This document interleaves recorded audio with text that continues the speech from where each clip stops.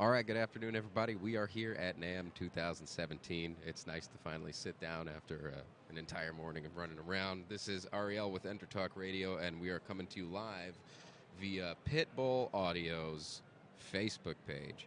I have the distinct pleasure of talking to not one, but two French bass players. To my right is Josquin Desprez, and to his right is the great Bunny Brunel. Gentlemen, thank you for taking the time to talk to me today. Thank you very much for having us talking. We like the fact that we're sitting, like you said. Oh, it's great. Yeah, exactly. Yeah. Great. Standing has not been good. For a minute, they should put chairs over there, somewhere. Next year, I'm going to bring what are those those soft gels you put in your shoes? I have those. You do? Yeah, it's kind of helping a little bit. Yeah, no. I got a survival kit with me of water and mouth sprays. Well, and they have those Advil canes that open as seats. You can have that and you sit down. Even better. Yeah, I was talking to my camera guy. I want the scooter next year. Yeah, the scooter. Yes, right. It is. Yeah. But I also have a little handle of whiskey just in case things get out of hand. We have some new and exciting things on the table with both of you guys, and I'd love to talk about this baseball.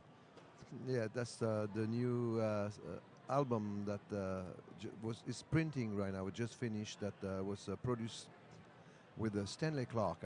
It's Bunny Brunel and Friends, Nice. Produced by Bunny Brunel and Stanley Clark. And basically, we started that kind of a while ago. It took a while because I was out, he was out, whatever. So we gotta find out when we get together, and we compose most of the tunes in there, and we played with drums, bass, and play the melodies and some chords, and then we invite people. So we invite some great bass player to come and play solos. We have a Victor Wooten playing. Wow. You have a Billy Sheehan plays Steve Bailey, Armand Sabaleko, and we got some French people. We got a Adrien Ferro. Being French, I figure I got to put some. They have some great bass player that people don't really know about here. So you have somebody that lives here for quite a while, like me, Josquin Desprez. He's been here for quite a while. He's sitting with us right now. Exactly. Yeah. And but there's some guys that nobody really heard about. You have like Marc Berthaud, which is an amazing bass player. Incredible bass player. And Tony Bonfils, Dominique Bertram, and Fifi Shayeb, who actually plays with Billy Cobham right now, Philly Shayeb. So I figure I put some French people in there that people never heard, and they're going to hear. These people are very, very, very good, So, and it's basically bass and drums, and we have a little bit of keyboards. You have a great composition by Larry Dunn, who's the keyboard player for Earth, Sweat and Fire. He's the one who composed most of the big hits. Yeah. So he composed specially for her a tune. He played the keyboard, right? So we have keyboards on there. He's got his wife Louise Dunn doing some background, and we have Kellen Peoples playing some flute. But Cool. basically all the rest is basically only bass. We have a one tune with Nick Smith, who plays a piano solo and all that. So, but it's amazing because we managed to make it sound that you don't miss anything. Right. Just with the bass and drums, when they have a good musician, they all find a way to put some little thing in there, little rhythm, little or whatever that makes it sound like a rhythm guitar or something. So it's complete. It's multiple layers of bass on, Yes. on each tune. Yes. Somebody's actually laying down the groove. While Yes. somebody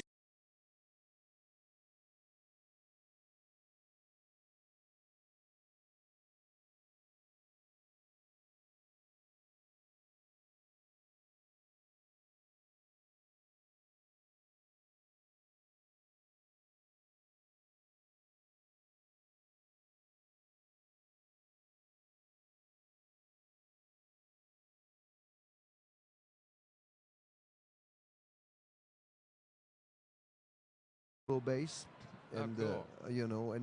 I have a piccolo bass 5-string and with a synthesizer. Some of it I play the chords like on the first tune. It sounds like there's a keyboard, but it's me with a piccolo bass synthesizer that did that did I the can't chords. even fathom It's what like that a sounds like. cigar. It's like a guitar because Right. it's tuned like a guitar basically, and on top of it like a little pad synthesizer, Mhm. you know. So it sounds like a synth, and that's what it is. But it's triggered by the piccolo bass, and Stanley plays the piccolo bass on a couple of tunes as well. And then he plays the acoustic bass. I had him playing with he plays with the bow, some melodies and solos. Nice. I let him play the acoustic bass. He's such a great acoustic bass player. So you you know, so. you run the gamut of all the different kinds of basses out there, like you said, from piccolo to Yes. upright and Yes. fretless, I would imagine. And Yes, and I had like a Josquin, for instance, playing a bass line behind a solo with a Stanley. I had him playing. He's playing with a kind of Fender sound, you know, it solid. You know, he's a very solid bass player. And I told him, well, do your thing, and Do he what did you it. do. Do what you do, and it's great. It sounds great. You know, everybody plays great. I mean, Victor Wooten did a killer job. You know, on the second tune, you hear the amazing. The guy is really fantastic. And there's a few pretty good drummers on there. Yeah, that's right. You're right. We have the first tune opens with a John Wackerman. You know, the Wackerman family. You know, Chad Wackerman. You know, I used to play with John for quite a while.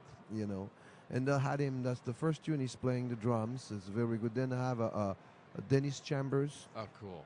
Steve Ferrone. Oh, one of my favorites. Clayton Cameron, you know, the king of the brushes. You know, we did a tune that we actually played live with Nick Smith on the keyboard, Clayton on the drums, and Stanley on the what he calls the tenor bass, and myself on the fretless bass. You know, that was recorded live like that, and but most of the other one we had people coming and laying a solo. You know, so that's overdub. You know, like Billy Sheehan played on Lopsilu. Same thing with Steve Belly and all that. So cool. It was a lot of fun. You know, when you play with the great players, it makes it easy. They know what to do. You know. Yeah. Is that the cover? That's the cover. Yeah, that's the album. That's the actual cover for the album. When is it? Is it? It says here February, so it's coming out in February. He's gonna be at February for sure. It's I probably will have the CDs next week, so I'll send the whole thing next. But February for sure, you know, and people can find it, you know, in some stores they will have it because there's a distributor, and but also CD Baby. Cool. You know, and they will have it in iTunes, Amazon, and all that. You know, so. Yeah. Nice. I can't wait to check this out. I mean, it sounds like it's like I said, it's like a very bass-heavy, bass-centric album. But from the people you've listed and from the variety of sounds you're getting out of just the bass and drums, I mean, I don't see why, you know, even if you're not a bass player or a fan of the instrument, why, if you're a fan of music, you couldn't enjoy something like that. I mean, well, as I said, you know, you'll be surprised. It doesn't sound like something just with basses. Yeah. It's like music, really. You know, that's what it is. Yeah. And when I tell people, oh well, right there's only basses. Oh really? Yeah. Because you hear all the little chords and things like that. That's what happened when you play with the great musicians. They know how to place themselves without sounding like a herd of elephants. Right. Are you guys both 4-string players, or do you sometimes switch it up, 5-string or even 6-string? I play 5-string. Yeah, I'm 4. Yeah. Yeah, always been 4. And in fact, I used to play 4, and then I decided to design an instrument because I used to have a Fender, and Precision 1965. I still have it somewhere hidden. And you know, for me, there were so many things that were wrong. The balance, for instance. Oh yeah. You put it around your neck and the neck falls down. The balance was wrong, and there is no sound coming out of the bass itself. You had to have a preamp and something, and really boost the EQ. I used to play with a 10-band parametric equalizer, you know, from MXR, and I had all the lows up, you know, to try to get something at the instrument. So I decided to design an instrument that was balanced, number one. And then with the right pickup position and a preamp that you can record directly without having to add any EQ, you know, and that's basically the way I record. I don't have to add anything. So is this the signature line that we're talking about? Exactly. So ESP originally I designed actually for Gibson, 1986, and Gibson did, you know, I was with them for 5 years. They were not really manufacturing it much. Right. They probably made 15 of them or whatever. Gibson, they mostly do short scale basses, no? I don't even know because so they wanted to get in the business of basses. That's why they asked me to design. Right. And after that, I had to go because they were not really making it. If you know Kyle Eastwood, the son of Clint Eastwood, that is one of my bass students. He has 4 of those. Brunel Gibson, he's got the original. Oh, really? 4 out of the 15. Yeah. For a while, so I was with Carvin that did a great job. The instrument are where he made, but they were not looking like my design. And I went with ESP that copied perfectly. The design, the headstock, and all that is just perfect. The mechanics, you have a hip shot product that did Fender-looking mechanics, just a little smaller, so I could put 5 in line on one side instead of having some on the other side. And I love it, so it's just perfect. It's So essentially, it came from wanting to improve upon the precision bass. Exactly. For pickup, I end up using Aguilar pickups and electronic on it. So you plug it in the board, you can record it. Sounds good. You don't have to go with the all EQ and all that. It sounds good from the start. And it's here at the show, right? Yes, that's right. It's here upstairs at the show with the ESP booth. Cool. All right, well, I'm going to have to go check it out. I like to play bass sometimes. Sometimes I pretend I'm a decent bass player. And Josquin, you're based now in San Diego, right? Mm-hmm. Yeah, I know that because I work with you, so I'm just, for the sake of the viewers at home, what's this bass fitness program that I'm looking at here? Okay, basically about 1991, I wrote a book called Bass Fitness, which contained 200 finger exercising, exercises for the bass, and it was endorsed by a bunch of people, and it turns out 25 years later, it became the best-selling bass instruction book in the history of electric bass. Cool. And it's used at Berkeley, endorsed by Berkeley, and so anyway, we talked with Hal Leonard and decided to put out an app. Yeah. So now we have Bass Fitness, the app that just debuted about 2 months ago. Available at the App Store, and I would assume you can use that on iPad and iPhones and things like this? Yeah, only Apple right now. Okay, and how much, can I ask? $9.99. $9.99. And the contains a lot of stuff because we have 4-string, 5-string, 6-string bass. The book was $9.99 and it was only 4-string bass. Right. And it did very well, so we hope this is going to do equally well. That's cool. What's the is there a website for this? Not that I know of, actually. Okay. But it's on the App Store. It's on the App Store. That's the website. And that's the icon and stuff. So if you go to the App Store and go to Bass Fitness, you can check that out. A little guy lifting a bass, lifting a bass. Well, it's about fitness. And there is a Facebook page and Twitter, I think, and Instagram. Yeah. But I have no idea who's maintaining that. You're kind of a Renaissance man. I'm finding between the books and the playing and the production and It's called survival. It's called survival in the music industry. Yeah, it's true. The most common conversation I have with people here at NAMM and just and everywhere else is like, what do you do? And then, I a little bit of everything, and then you start to list off. Well, I play guitar, I play bass, I'm a producer, I do this radio thing. I mean, it's you really do have to do everything to survive nowadays. Well, for me, it kind of happened not only by default, but I liked doing a lot of different things. I mean, originally I started as a bass player, but from the very beginning, I was in the music business. I was interested in promoting music, producing music. I liked understanding the business, so I ended up writing books on the music industry, producing records for people, writing songs for people, writing books. Then I was producing more than I was playing, so I translated my bass playing into writing books. And in fact, Bunny and I wrote a couple of books together.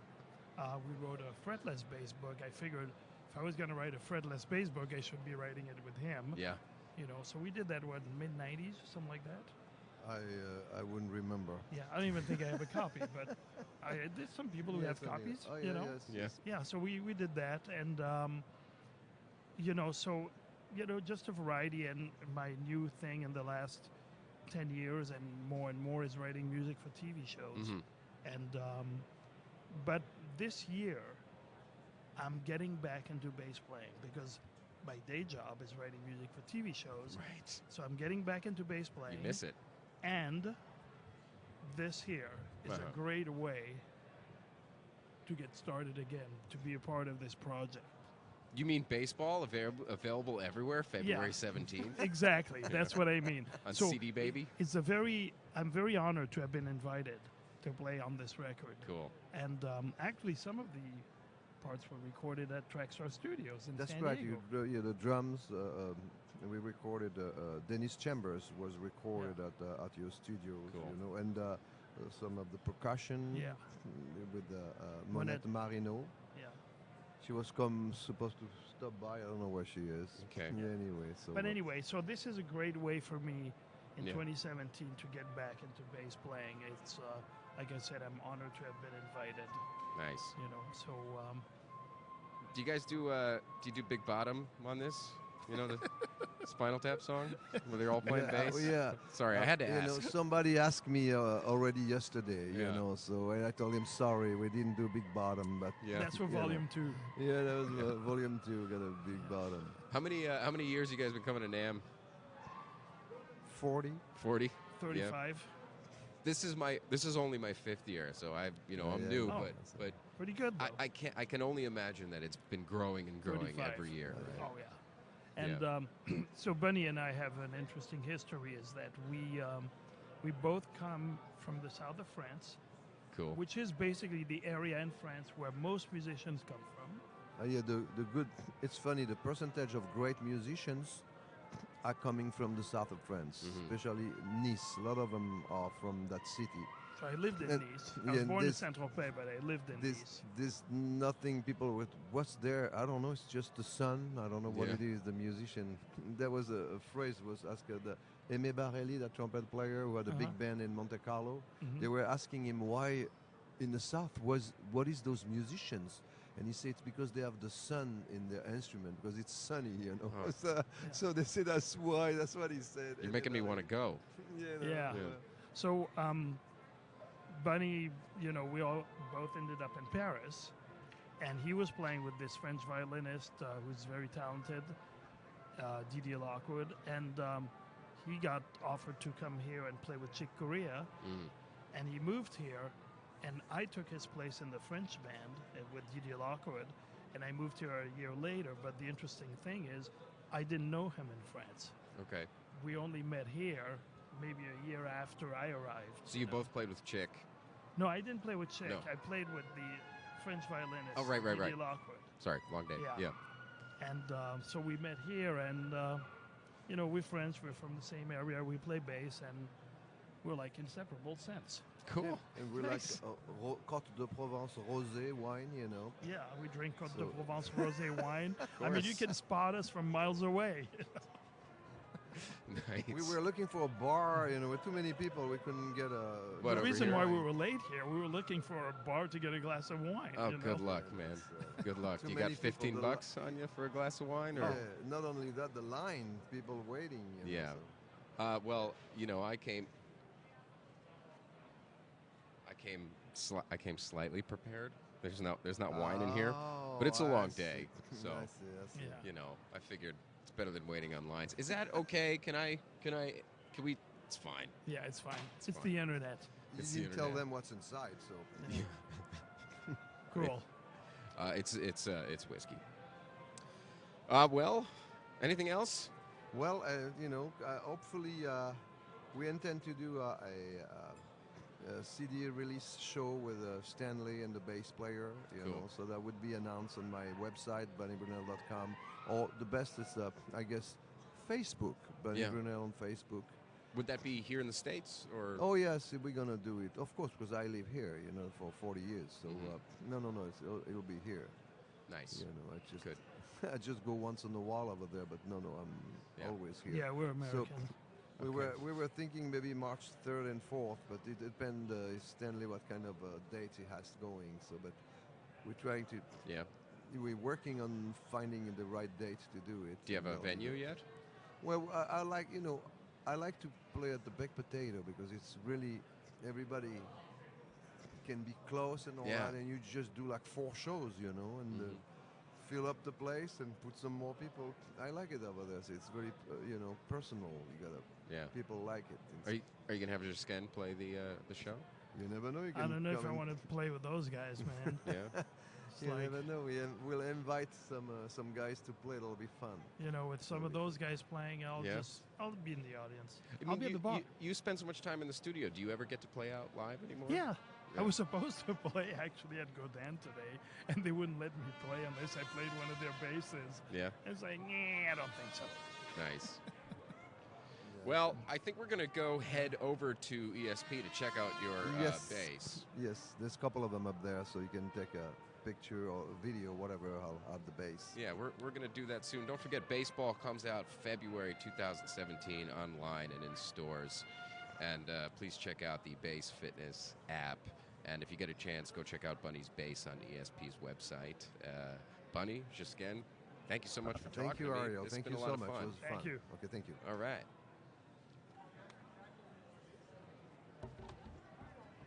All right, that was good. Very good. Yeah.